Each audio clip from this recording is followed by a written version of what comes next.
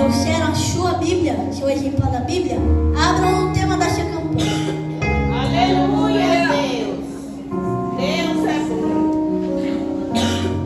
Efésios 3, versículo 14. Somente 14. Deus é bom. Quem achou, diga amém. Amém. Quem não achou, diga misericórdia. Então todo mundo achou. Vamos começar a ler. Por causa disto, me ponho de joelhos perante o Pai, o nosso Senhor Jesus Cristo. Só até aqui. Essa palavra fala sobre a causa, o que Paulo está falando, o que Paulo está orando, a causa que Paulo está se pondo de joelhos perante o Pai. Quando Paulo escreveu essa carta à igreja de Éfeso, ele estava na prisão. E a gente pode pensar que a causa que Paulo está falando é sobre ele se liberta da prisão, mas não é sobre a igreja de Cristo. E com isso podemos aprender que mesmo circunstâncias temos que orar para a igreja do Senhor crescer, para a igreja de Cristo permanecer na terra, que o diabo não pegar. E outra coisa também, a gente tem que orar muito pela igreja, porque às vezes o diabo quer se infiltrar para destruir a igreja de Deus. Por isso a gente tem que estar de joelho, porque o inimigo não tem medo de crente gravatado. O inimigo não tem medo de crente todo bonitinho, arrumadinho. O diabo tem medo de joelho no chão, de crente com joelho no chão. Por quê? Porque o joelho no chão, ele sabe que ele está tendo uma transmissão ao vivo com Deus. E que o Deus Todo-Poderoso derrota ele sempre, todo dia. E com isso que Paulo está orando sobre o ministério de Cristo, podemos entrar lá em Atos 16, versículo 16 também. Peço que abram as vossas Bíblias. Em Atos 16, versículo 16. Quem achou, diga amém. Quem não achou, diga misericórdia. Vamos começar a ler. E aconteceu que, indo nós à oração, nos veio ao encontro uma jovem que tinha espírito de adivinhação, a qual adivinhando dava grande lucro aos seus senhores. Está seguindo a Paulo e a nós, clamava dizendo: esses homens que anunciam o caminho da salvação são servos do Deus Altíssimo.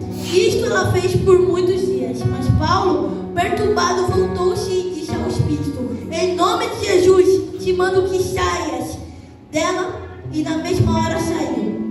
E vendo seus senhores que a esperança do seu lucro estava perdida, prenderam Paulo e Silas e os levaram à praça à presença dos magistrados. E apresentando-os aos magistrados, disseram: esses homens, sendo judeus, perturbaram a nossa cidade e os expõem costumes que não nós é lícito receber nem praticar, visto que somos romanos. E a multidão se levantou unida contra eles. Então os magistrados, rasgando-lhes as vestes, mandaram açoitá-los com vara. E havendo-lhes dado muito açoite, os lançaram na prisão, mandando o carcereiro que guardasse com segurança. E o qual, tendo recebido tal ordem, o lançou o carcereiro. Amém? Bom, essa palavra fala sobre qual foi o verdadeiro motivo, no caso foi o motivo de Paulo e Silas sendo presos. O motivo foi dele que o major estava indo para a oração. Vocês perceberam, ele estava indo para a oração. Então com isso, podemos perceber que quando a gente vai para a oração, sempre vai ter alguma coisa nos impedindo. Igual eu falei no início, o diabo não tem medo de crente gravata, tem medo de joelho no chão. Por isso que ele impede muito de a gente chegar na oração. Ele fez a mesma coisa com Paulo e Silas, que era uma jovem que tinha o espírito de adivinhação. Quando ela fala, esses são homens de Deus, ela está adivinhando, ela não está sendo verdadeira. É verdade isso que ela fala, mas ela adivinhou. Ela não sabia, ela adivinhou. Então, Paulo já ficou cansado. Ela fez isso por alguns dias, algumas horas. E aí Paulo ficou estressado, ficou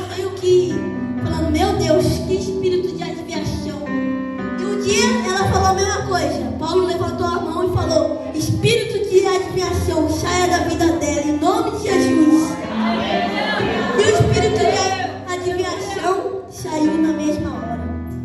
Porque quando falamos o nome de Jesus, o diabo e o inferno todos se tremem. Porque é o nome, Jesus é o nome daquele que morreu na cruz por mim e por você. Ele pagou nossos pecados na cruz, naquela cruz. Então quando falamos em nome de Jesus, o espírito, o demônio, o inimigo sai automaticamente. Porque o inimigo morre de medo desse nome. Esse nome, com o estralar de dedos, pode acabar com ele.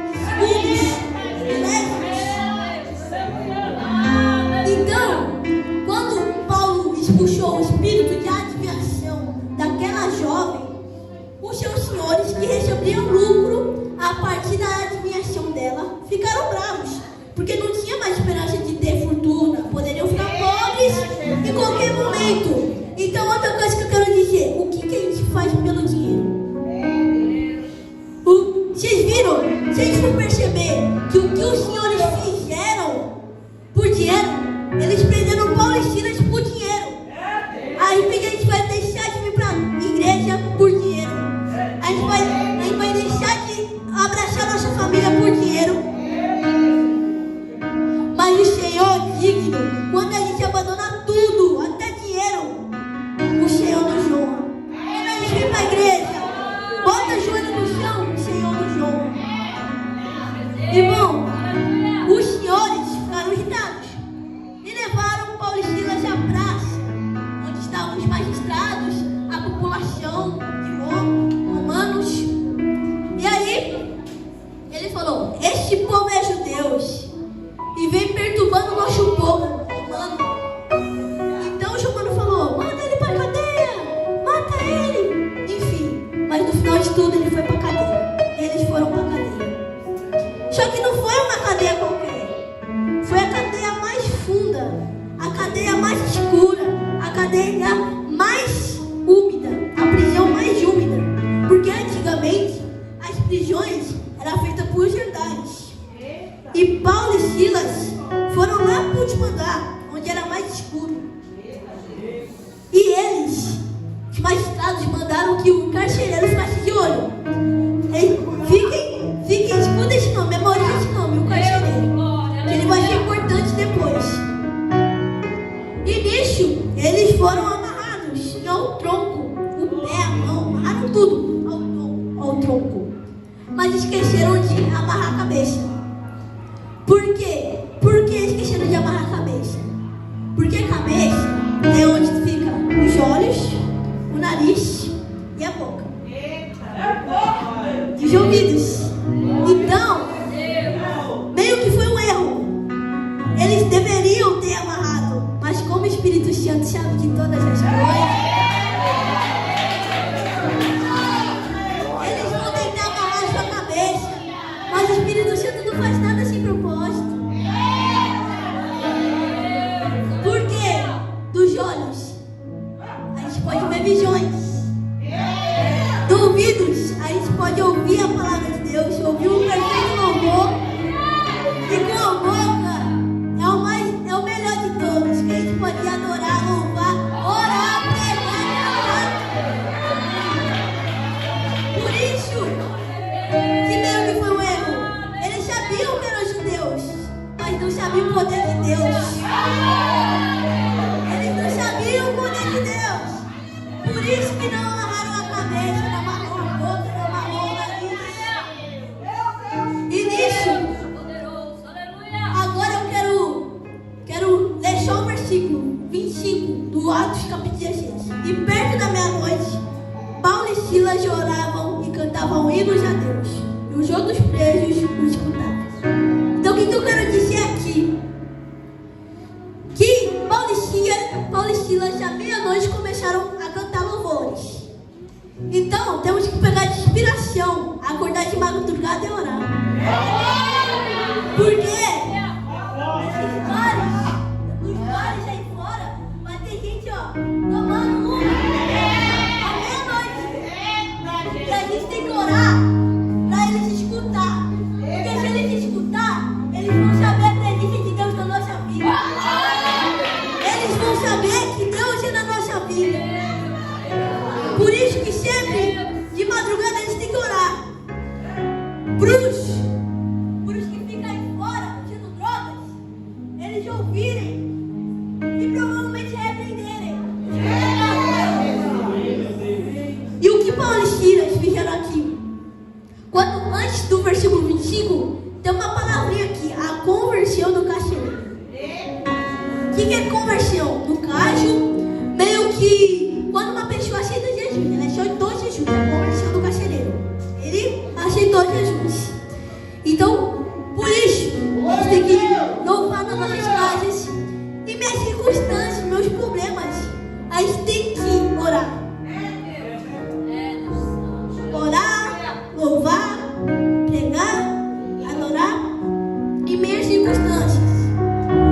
Porque a gente for avançando mais um pouco nos demais versículos, a gente pode perceber que o carcereiro que ouviu tudo, Paulo e Silas cantando, Paulo e Silas pregando, Paulo e Silas orando, ele falou: meu Deus, em meias circunstâncias, eles estão na prisão mais, a última andar da prisão, eles estão amarrados no tronco, mas ainda estão louvando. Meu Deus! Meu Deus! Estou conjecturando, irmãos. Estou falando com as minhas palavras, que eu acho que o carcereiro estava pensando. Provavelmente ele estava pensando nisso. Meu Deus! Que Deus é esse? Que Deus é esse desses judeus? Que ele faz orar, cantar em minhas circunstâncias. Eles estão no baita problema. Nós estamos. Mas aí, de repente, quando Paulo e Silas louvavam e oravam, de repente aconteceu um terremoto. O terremoto que abriu todas as celas da prisão. E aí, vendo isso, o carcereiro, ele quis matar os prisioneiros. Deixou os prisioneiros, ele ia matar mesmo os Paulo e Silas. Só que, agora eu peço que abra suas Bíblias novamente em Paulo, em Atos 16, versículo 27. Vamos ler o 27 e o 28. Amém? Quem achou, diga amém. Quem não achou, diga misericórdia. Então todo mundo achou. Vamos começar a ler.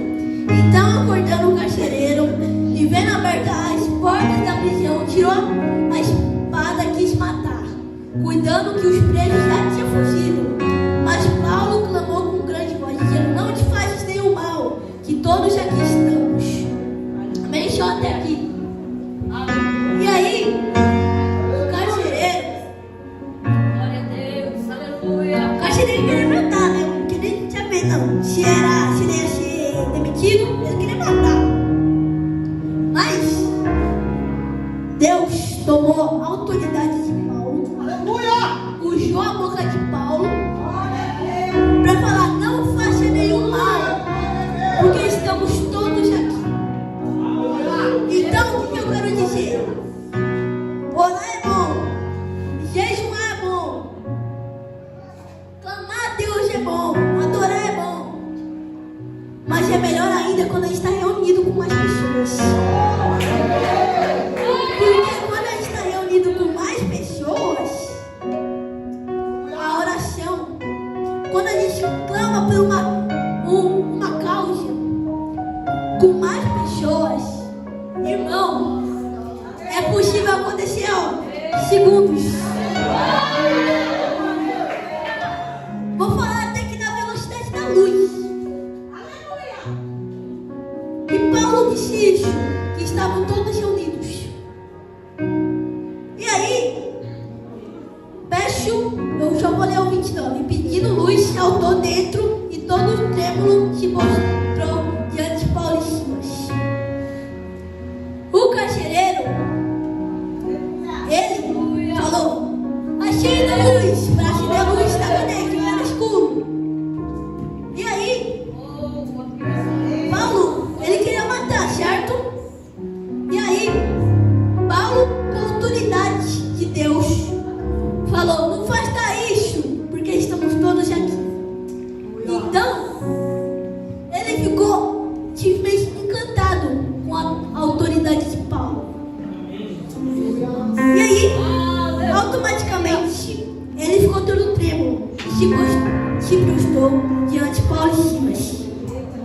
que ele queria fazer quando ele se prostrou?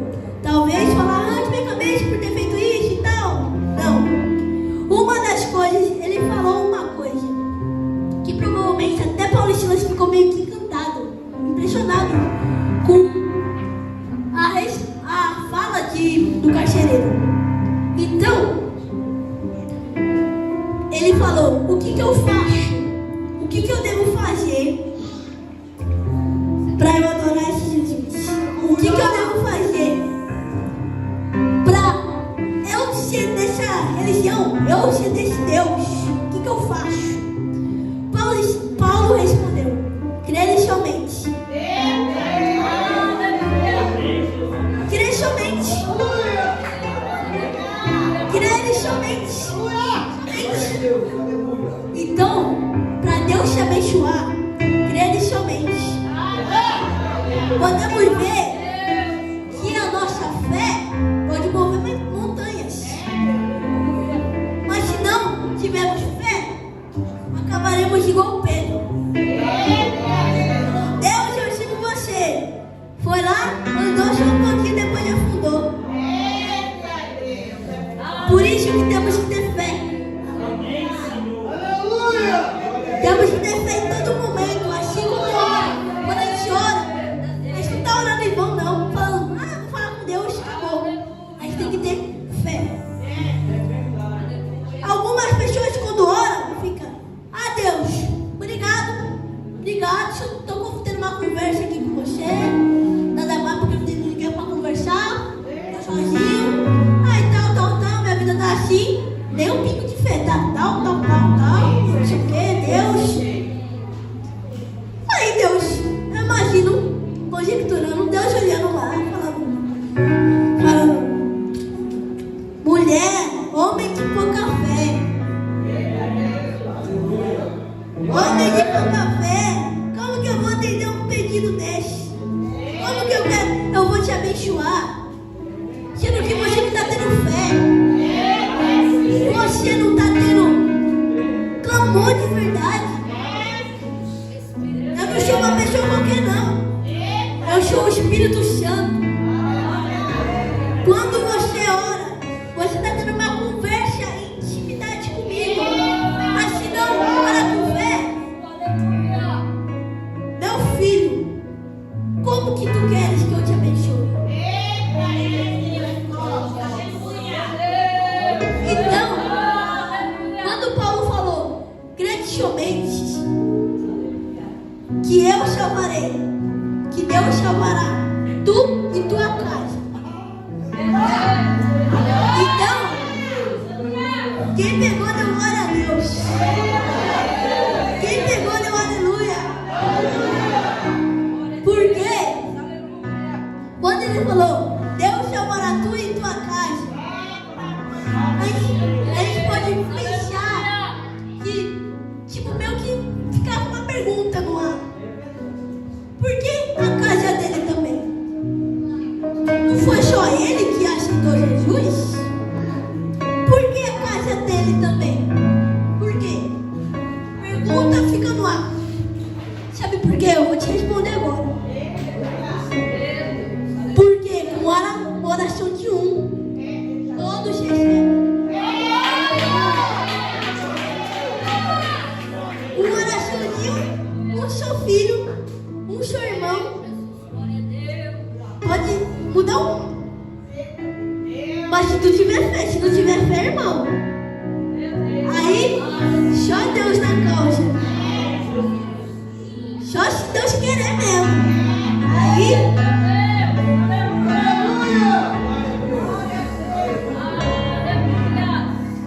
e o Senhor, e aí o carcereiro ficou. Agora está escrito no livro da vida. O nome dele estava escrito no livro da vida. Por isso que é importante a gente aceitar Jesus. Por isso que é importante a gente se reconciliar. Por quê? Porque às vezes a gente está na igreja e aí Deus toca no coração, toca na mente, fala com você, e aí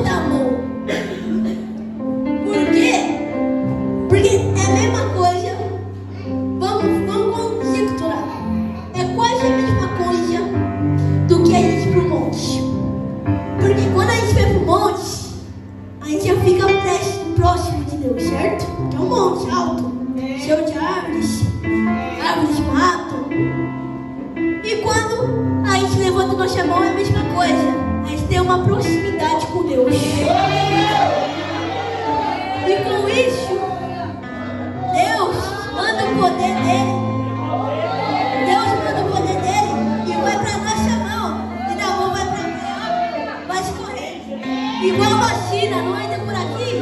Só que Deus, a vacina de Deus vai por aí.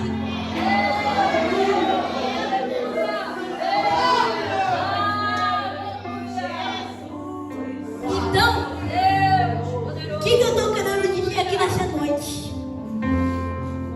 Quando a gente levanta a mão, a gente tem que ter fé, certo? Quando a gente ora, a gente tem que ter fé. Quando a gente vai para a igreja, a gente tem que ter fé. Se a gente não tiver fé, não sei se Deus vai realizar. Ninguém sabe se Deus vai realizar. Só Deus sabe. Mas por que só Deus sabe? Ele sabe de todas as coisas. Aí a gente não se lembra o que tomou no café da manhã. Aí a gente não sabe nem o que a gente almoçou, mas Deus sabe. Deus sabe. Ele é onipresente, onisciente e onipresente. E onipotente. Então, ele vive no passado, no presente e no futuro. Ele sabe nosso histórico todo da vida. Ele sabe até o futuro, o que ainda nem aconteceu. Eu imagino Deus, você passando pela prova, você está passando pela prova, pelo problema, Deus, você pedindo tanto para Deus, Deus me abençoa. Deus olhando, se inclinando e falando, filho, você nem sabe o que eu vou fazer com você ainda. Tem tanta coisa para eu fazer com você. Tanta. Não precisa chorar. Pode chorar uma noite inteira, filho. Mas pela manhã a vitória vem. Quando a gente passa pelo problema, temos que ficar igual Paulo e Silas, cantando, orando. E aí a gente tem que cantar aquele hino. Estou passando pela prova, dando glória a Deus. Porque a gente tem que passar pela prova, dando glória. E esse louvor, acho que o irmão Lázaro, que infelizmente nos deixou, tenho certeza que ele se inspirou em Paulo e Silas. Deixou em Paulo e Silas. Em outras histórias, outras parábolas. Porque é tudo questão de fé.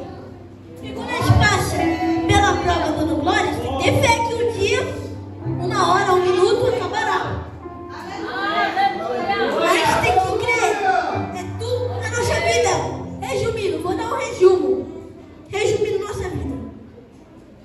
Fé em tudo na nossa vida. Dá um resumo da nossa vida toda. Pra achar, a gente tem que ter fé. No presente tem que ter fé. No futuro tem que ter fé. Por que a gente tem que ter fé? O que é essa palavra fé?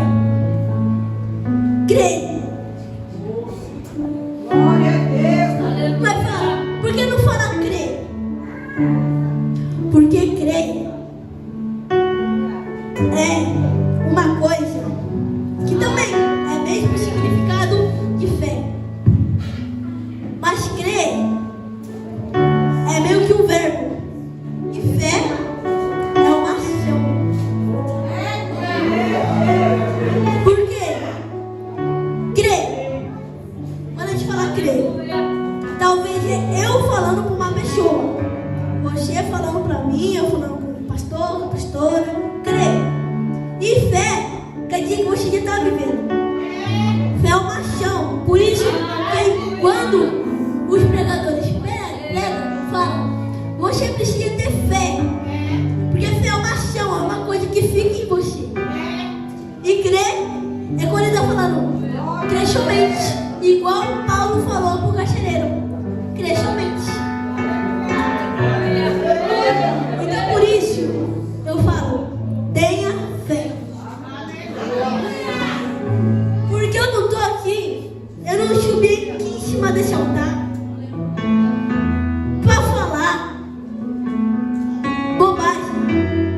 Eu não vim aqui nesse altar para falar coisa com coisa, falar nada com nada.